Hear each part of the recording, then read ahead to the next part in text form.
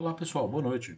Meu nome é Breno, eu sou médico do Instituto Cândida Vargas e estou aqui para a gente falar um pouquinho sobre o protocolo de Mills que nós estamos inserindo na nossa unidade, com a participação dos nossos diretores, dos coordenadores de setor e com a nossa equipe de enfermagem.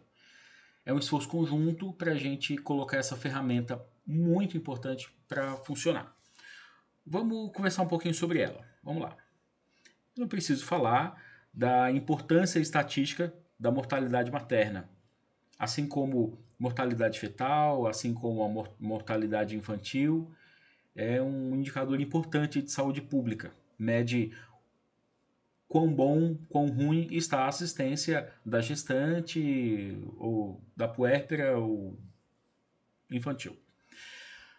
Nós sabemos que a gestante ela é uma paciente muito frágil e que ela é suscetível à piora dos agravos crônicos que ela vem carregando ao longo da vida. Por exemplo, hipertensão, diabetes. Tem outros vários exemplos, mas hipertensão e diabetes são mais comuns. E isso nos leva a algumas síndromes de lesão de órgão-alvo.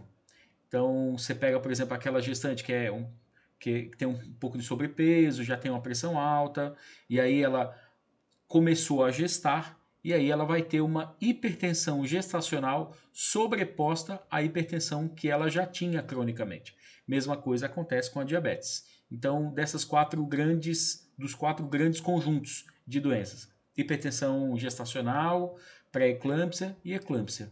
Também tem a hemorragia, que pode ser periparto, uma ruptura uterina, pode ser pré-parto, um descolamento prematuro de placenta, pode ser pós-parto, uma atonia uterina, infecção, sepse, de causas diversas, é muito comum infecção urinária nessa fase da gestação, e agudização de doenças crônicas. Por exemplo, a paciente tem uma hepatopatia crônica e ela tem varizes de esôfago, e aí ela fica mais hipervolêmica e isso vai aumentar o risco dela ter uma ruptura dessa varize, causando um desfecho aí bastante negativo.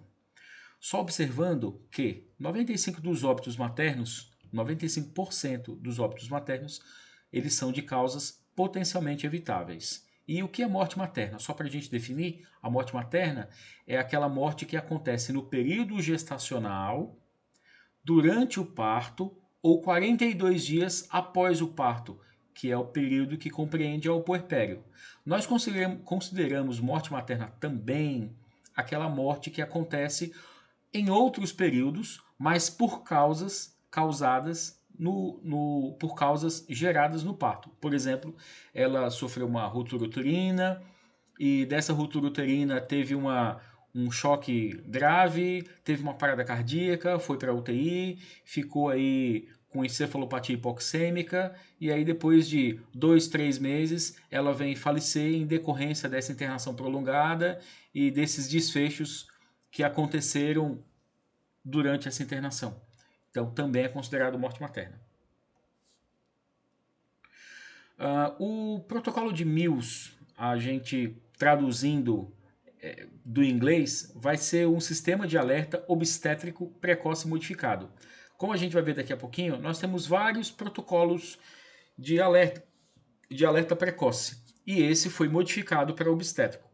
Eles são 7 parâmetros fisiológicos, que no caso frequência cardíaca, frequência respiratória, temperatura axilar, pressão sistólica e diastólica, saturação, nível de consciência. Aí o oitavo parâmetro que foi modificado para ser obstétrico é a loqueação ou sangramento. É um sistema de números, de pontos e de cores. É busca ativa, porque a gente vai até a paciente, porque a gente está colhendo informações da paciente e a gente vai usar essas informações para preencher o protocolo. E ele é uma conduta preventiva, avisa antes da descompensação. Então, às vezes, a paciente está com hemorragia, ainda não exteriorizou a hemorragia, está com aquela hemorragia lá dentro dela, ela está consciente, está orientada, está falando, está um pouquinho desconfortável, mas ela já está com alteração na frequência cardíaca, já está com alguma alteração na pressão. E aí, por essas alterações, a gente já emite um alerta e já desencadeia ações que vão identificar que essa gestante, ou essa puérpera, ela está com esse sangramento. Lembrando que o MILS ele não é uma ferramenta de diagnóstico, então através do MILS você descobriu que ela está sangrando. Não é assim. Através do MILS nós identificamos que existem alterações dos sinais vitais. E aí isso acende um alerta que a gente vai procurar saber por que esses sinais vitais estão alterados. E aí a gente vai encontrar a causa de sepse, ou sangramento, ou eclâmpsia ou pré-eclâmpsia, ou uma outra causa qualquer. Então, a função do MILS não é diagnosticar, dizer o que está acontecendo. É dizer, está acontecendo alguma coisa, acender uma luz e a gente vai atrás de saber o que é que está acontecendo. Alguns dados aqui. 66% dos pacientes apresentam sinais e sintomas anormais em até 6 horas antes da parada, sendo o médico notificado somente em 25% desses casos. Outro dado interessante, 70% dos pacientes apresentam evidências de deterioração respiratória nas 8 horas que antecedem a parada. Então, se a gente está anotando sinais vitais de forma ativa, de forma frequente, e está olhando criticamente esses dados, então ela estava saturando 98, depois está saturando 95, agora está saturando 91, opa, está com um pouco de desconforto respiratório, frequência cardíaca subiu um pouquinho, eu posso até nem perceber essas alterações, porque a paciente está com o barrigão e aí está respirando mais rápido, mas quando a gente coloca no protocolo, ela vai pontuar, alguém precisa aí dar uma olhada por que esses sinais vitais estão alterados. E aí a gente acaba encontrando a causa. Precocemente, às vezes antes da parturiente ou da gestante apresentar sinais e sintomas.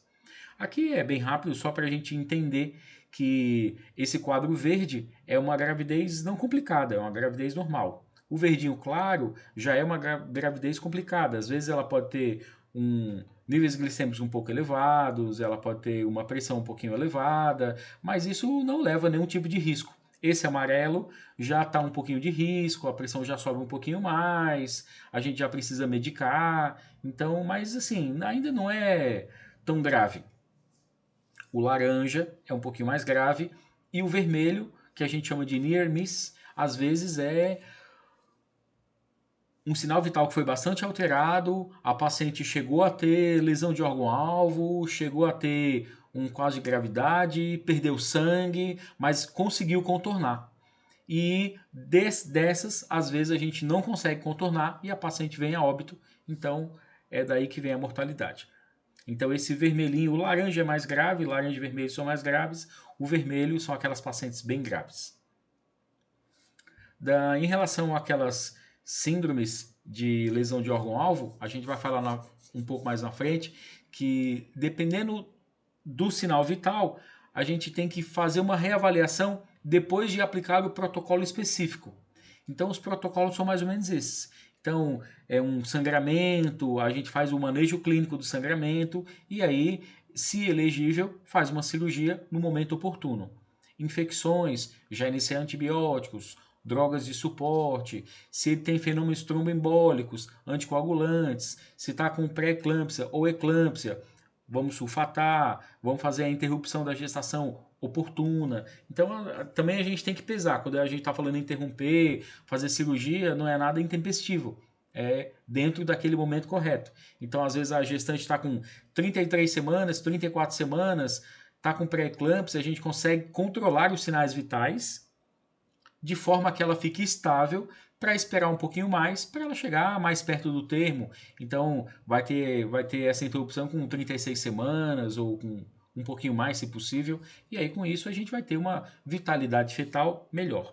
Lembrando que esses processos que nós estamos falando, essas ações, elas são todas tempo dependente. Então, se você inicia o sulfato de magnésio hoje, agora de manhã, ou se você inicia o sulfato de magnésio amanhã à noite, faz diferença. Se a paciente está sangrando, até você chegar com anti-hemorrágico, até você fazer expansão volêmica, até você repor sangue, até você mandar ela para cirurgia, se é hoje de manhã ou amanhã à noite, amanhã à tarde, faz toda a diferença. Então, é tempo dependente. Se você percebeu esse problema agora, a gente tem que tomar atitude agora.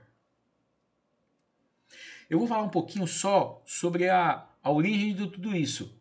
Lembra que a gente está falando do protocolo de Mills? Isso daí a gente vai falar agora de EWS, que é o Early Warning Score, que é um score de alerta precoce. Nós temos vários scores de alerta precoce. Nós temos o Mills, o NILS, o PILS, que é o pediátrico. Nós temos o MILS sem o O, que é o adulto. E nós temos o MILS. E nós temos hoje o MILS ICV, que estamos implantando. Só para a gente falar um pouquinho da importância dos sinais vitais, nós estamos com uma folhinha de anotação de sinais vitais, e essa folha, quando você vai preenchendo frequência cardíaca, frequência respiratória, pressão arterial, sistólica, diastólica, o HGT, saturação, batimento cardíaco fetal, loquiação, esses são os dados que você usa para calcular o MILS. Então, você já coloca aqueles dados ali, que é o que a gente faz no dia a dia, no mínimo de 6 em 6 horas.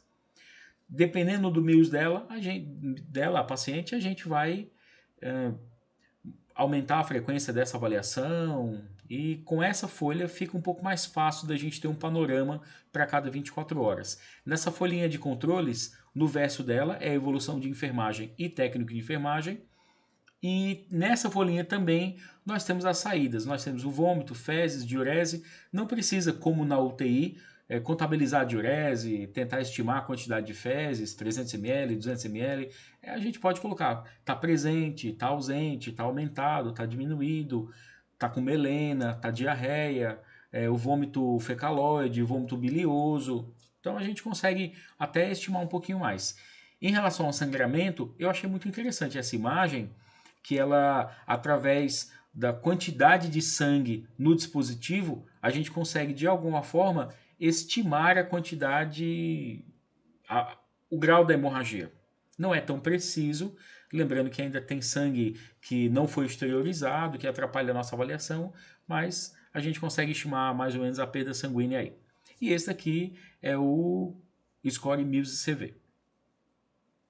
Ele foi montado de acordo com a alteração dos sinais vitais, e a gente tentou deixar essa tabela de forma mais intuitiva possível. Então, por exemplo, sem você ver essa tabela, a gente imagina, vamos voltar aqui um pouquinho, sem você ver aquela tabela, a gente imagina que uma paciente que esteja com a pressão 12/8, ela está com qual classificação? Não vamos falar em pontuação, vamos falar em cor. Paciente com 12/8 está tudo bem. 12/8 é uma pressão que está dentro do verde. Se a paciente está com uma frequência cardíaca de 86, 86 está tudo bem. Então está dentro do verde. Se a paciente está com pressão 160, opa, peraí. 160, ela já pode ser considerada uma hipertensão gestacional, uma hipertensão sobreposta, uma eclâmpsia ou pré-eclâmpsia, e a gente precisa tomar atitudes. Então, 160 ainda não é uma pressão absurdamente alta, principalmente se ela já era hipertensa, mas já pode causar lesão neurológica na mãe e no feto. Então, já tem um nível de alerta. Seria o quê? Um amarelo ou um laranja? Se ela tiver com pressão de 180, 180 é uma pressão muito alta, a gente precisa intervir imediatamente. Então, se ela tiver com 180 de pressão, não importa a diastólica, ela já vai estar dentro do vermelho. Outro, a paciente está saturando 98%, e aí está dentro do verde.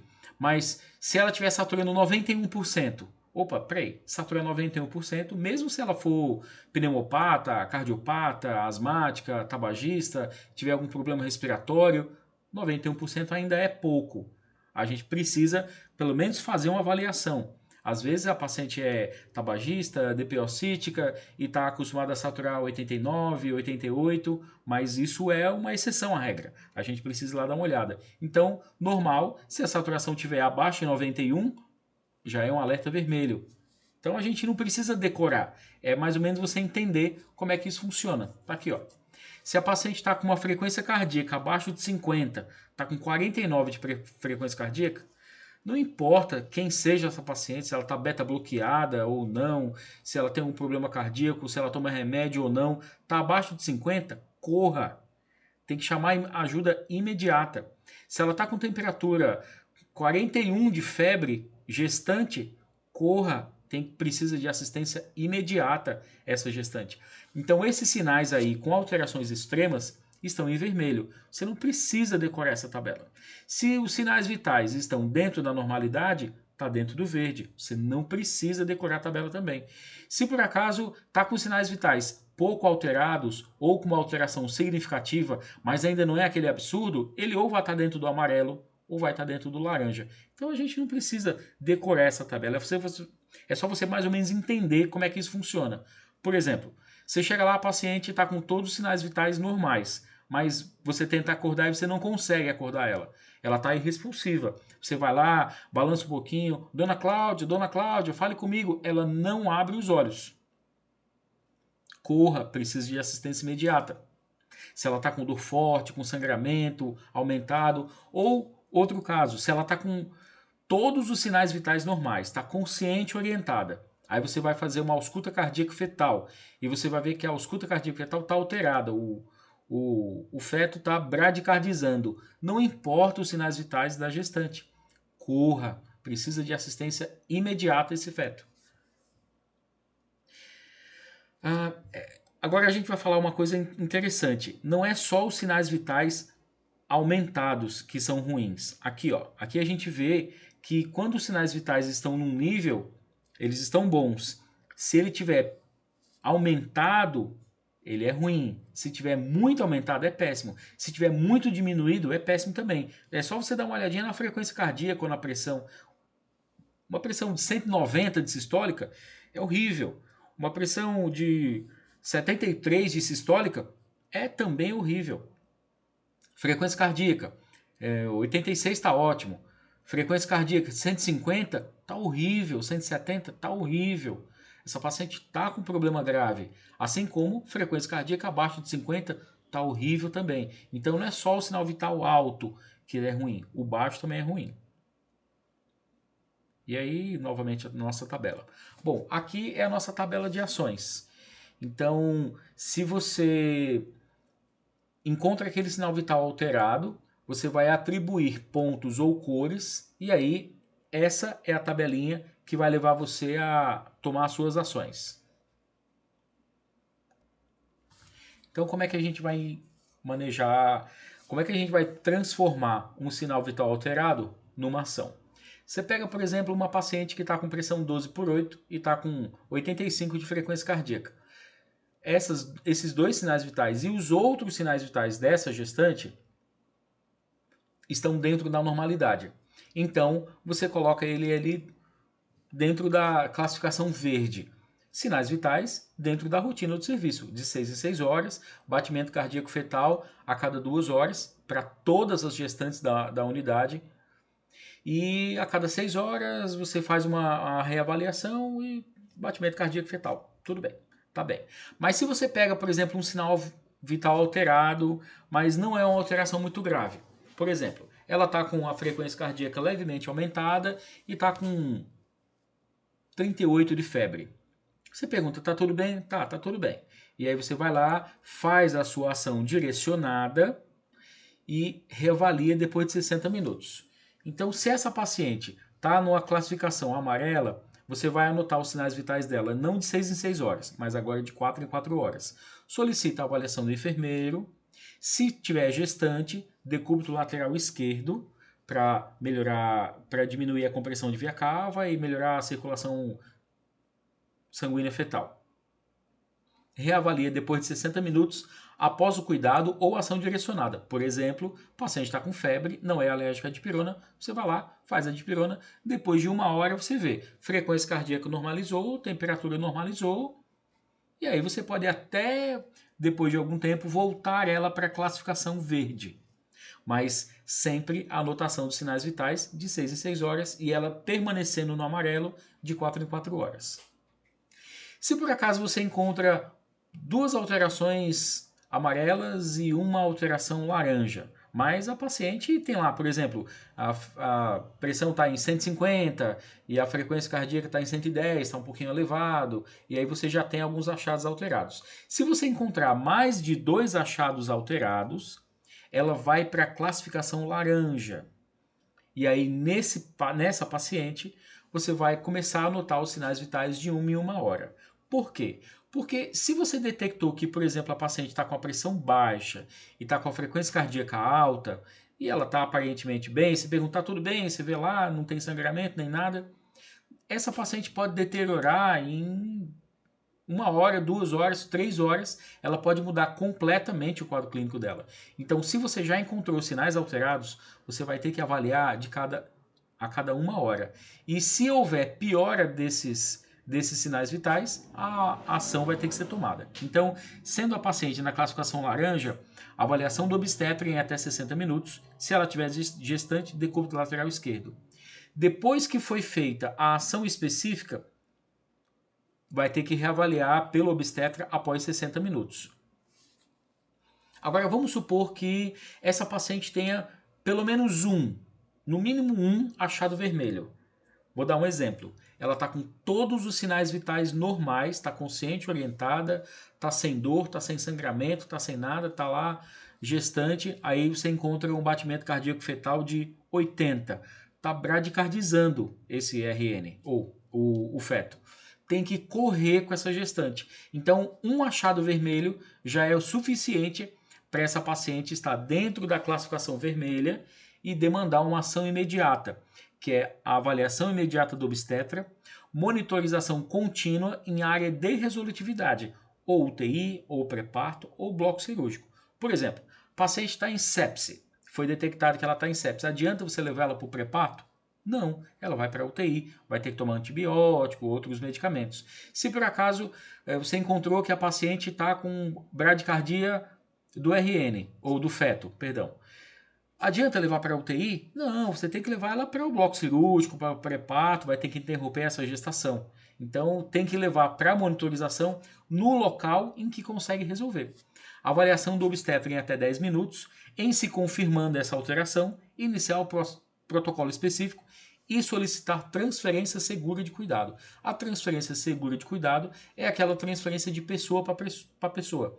Não adianta você pegar, por exemplo, o maqueiro e falar, leva lá para a UTI, ou leva lá para o pré-parto. Não, tem que ir o enfermeiro, tem que ir o médico, falar com o médico do setor, explicar o que está acontecendo, para você transferir o paciente adequadamente. E isso também tem que estar registrado em prontuário.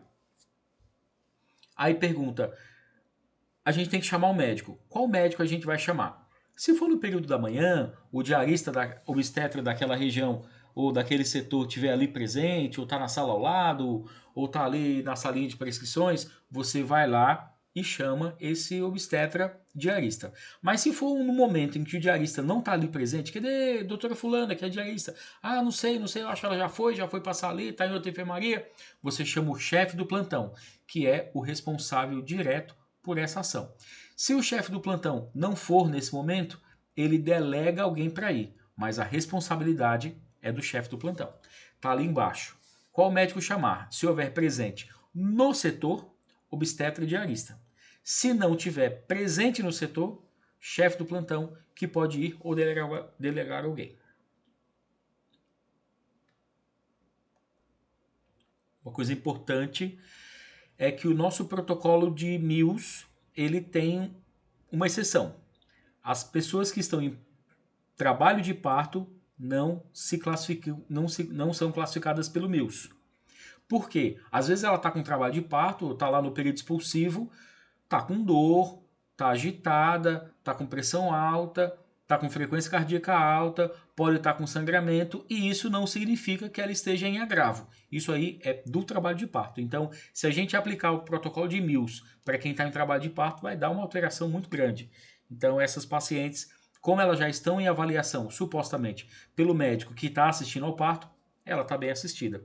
Assim como na UTI. Na UTI a gente não vai aplicar o protocolo de Mills porque na UTI é o destino final da paciente. No bloco cirúrgico, a mesma coisa. É o destino final da paciente. Do destino final da paciente dentro do protocolo. Se ela está no grau máximo de gravidade, ela vai ser encaminhada para a UTI. Então não tem sentido na UTI a gente avaliar esses sinais para tomar uma ação. E ainda, na UTI, no bloco cirúrgico, a paciente fica monitorizada. Como implementar esse protocolo? É muito importante que a gente difunda, ensine, explique, converse, leia sobre isso, assista vídeos sobre isso. A gente precisa saber o que está acontecendo, precisa saber o que é protocolo de Mills. Tem que dar conhecimento, treinamento para todos os setores, independente se naquele setor vai ser aplicado ou não. Acabei de falar que no bloco cirúrgico e na UTI não se aplica o protocolo de Mills nessas pacientes desses setores, mas toda a equipe, tanto do bloco cirúrgico quanto da UTI, precisam conhecer muito bem o protocolo. Por quê? Se o médico da UTI recebe uma ligação e fala assim, aqui é o obstetra, estamos encaminhando uma paciente que está em código vermelho, ou na classificação vermelha, ou está com 1008. Ele já tem que saber, o médico da UTI já tem que saber o que está acontecendo e já tem que se preparar para isso. A mesma coisa no bloco cirúrgico.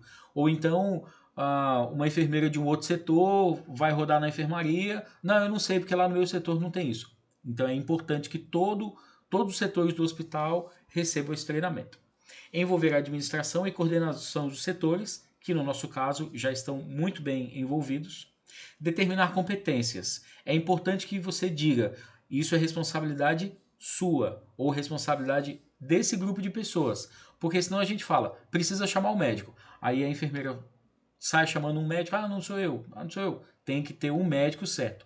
Para isso, o chefe do plantão foi o eleito para ou ele resolver o problema para fazer aquele atendimento ou ele delegar alguém para fazer isso. Importante também o empoderamento da enfermagem como parte importante da assistência.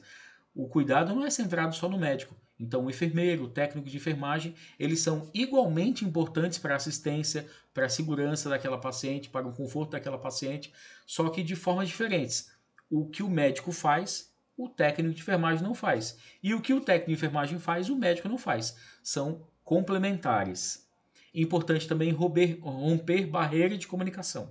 Imagina que está lá num hospital universitário e aí a gestante está com alteração de sinal vital. Aí a técnica de enfermagem vai lá e fala para a enfermeira. A enfermeira vai lá e fala para o interno que está rodando ginecologia e obstetrícia lá naquele local. O interno fala com o residente, que fala com o médico, que fala com o obstetra, e aí são várias cadeias. Daqui que chegue na pessoa que vai resolver o problema, tem 2 horas, 3 horas depois do ocorrido. Então a gente precisa romper barreiras. A enfermeira que está ali precisa falar diretamente com o médico envolvido nessa resolução. Precisamos ter também ferramentas para medir a eficácia, para a gente saber se está sendo implantado, se está sendo bem implantado, se não está sendo bem feito, por que não está sendo bem feito, o que está acontecendo, por que não está aferindo a pressão, está faltando o manguito, o aparelho está com defeito, a pilha está fraca, o pessoal não está conhecendo o protocolo, então é importante a gente fazer ferramenta de checagem e fornecer educação continuada. Nunca parar de ensinar, nunca parar de conversar, nunca parar de estudar. Agora nós temos aqui 3 casinhos clínicos, são bem rápidos. A gente vai conseguir vencer isso aí em pouco minuto. Pega uma paciente fictícia, 36 anos, gesta 3, parto normal 2, idade gestacional 39 semanas, está com 5 contrações a cada 10 minutos, perda do tampão mucoso, forte dor embaixo do ventre. Pressão 172 por 105, frequência cardíaca 142, frequência respiratória de 36 e batimento cardíaco fetal 159. E aí? Como é que a gente faz a classificação de Mills dessa paciente? A gente vai ver lá os sinais vitais e vai pontuar se eles são laranja, amarelos ou vermelhos, não é isso? Vamos lá, a gente coloca aqui essa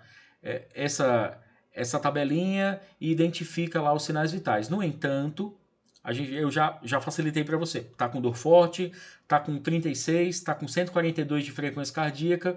Essa mulher já se enquadraria no código vermelho. No entanto, ela está em trabalho de parto. Trabalho de parto não entra na classificação de Mills. Essa paciente deveria estar no pré-parto ou na sala de parto. Caso clínico número 2.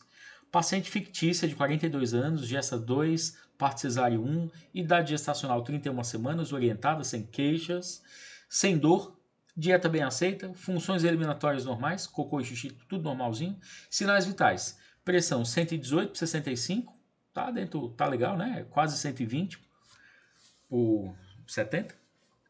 Frequência cardíaca 82, frequência respiratória 22, essa paciente está bem redondinha. Batimento cardíaco fetal 86. Opa, o feto está bradicardizando. Não importa como esteja bem a paciente, mas o feto está sofrendo.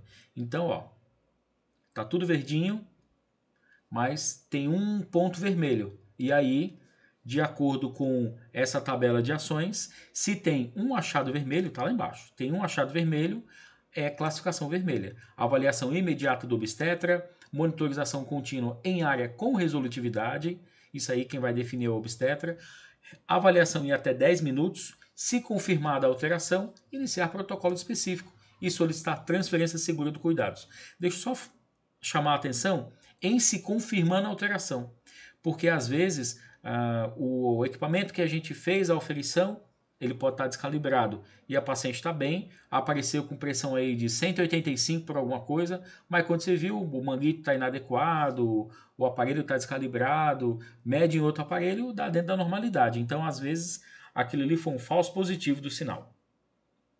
Então, de acordo com a classificação, essa paciente tem um sinal vermelho, ela é código vermelho, avaliação do obstetra e transferência segura para uma área com resolutividade. O último caso clínico, paciente com 32 anos, gesta 3 para 1, idade gestacional de 36 semanas, está orientada, sem queixa, sem dor, dieta bem aceita, funções eliminatórias normais, é a mesma dali, nem tanto. Mas veja só, ela está com pressão, essa pressão dela está um pouquinho elevada. Está muito elevada? Não, está um pouco elevada. Frequência cardíaca, 126. Está elevada. Mas a gente já conhece, às vezes uma paciente está com uma crise de ansiedade, está com medo de alguma coisa, está esperando por alta, a alta não veio. Às vezes pode estar com a frequência cardíaca um pouquinho elevada. Se for muito obesa, também pode ter uma frequência cardíaca um pouquinho elevada. Então isso aí não é uma coisa gritante, está fora do normal, está fora do comum, mas não é um absurdo. Frequência respiratória, ela está respirando um pouquinho mais rápido. Não é uma respiração de 35, 40 incursões por minuto, que faria com que ela quase não estava ventilando, mas está um pouquinho aumentada. E batimento cardíaco fetal está lá, 146 dentro da faixa do normal. De acordo com a classificação de Mills, quais ações tomar? Eu pergunto, sem a gente ver a tabela. Eu não sei decorar da tabela e você também não. Tem algum sinal vital aí vermelho? Não tem. Não mais que 180, frequência cardíaca está abaixo de 150, não tem nada muito gritante. Então, vamos pegar a tabela, a gente vê aqui as cores, mais ou menos dentro dos sinais vitais dela, e a gente vai encontrar isso. Ela tem dois sinais amarelos, 2 sinais laranjas, e o batimento cardíaco fetal está dentro da normalidade. Se ela tem 2 achados ou mais, é dentro da classificação laranja. Então está aqui, 2 achados alterados, 2 ou mais achados alterados. Me desculpe, são mais de 2 achados. Se ela tiver só com 2 achados, ainda está dentro do amarelinho.